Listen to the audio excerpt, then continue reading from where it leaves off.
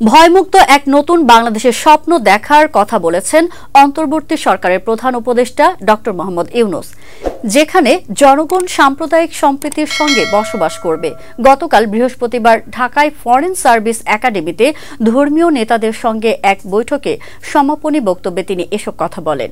প্রধান উপদেষ্টা বলেন, আমরা সাম্প্রদায়িক সম্প্রীতির কথা বলছি।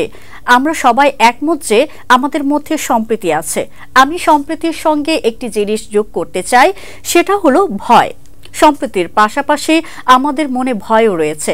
সরকার প্রধান বলেন, আমরা ভয়ে ভীত নাগরিক নই, আমরা নির্ভীক নাগরিক। এমন পরিবেশ তৈরি করা হবে যাতে মানুষের মধ্যে কোনো ভয় না থাকে। তিনি এমন এক বাংলাদেশ গড়ার উপর জোর দেন যেখানে একজন নাগরিক অন্য নাগরিককে ভয় পাবেন না।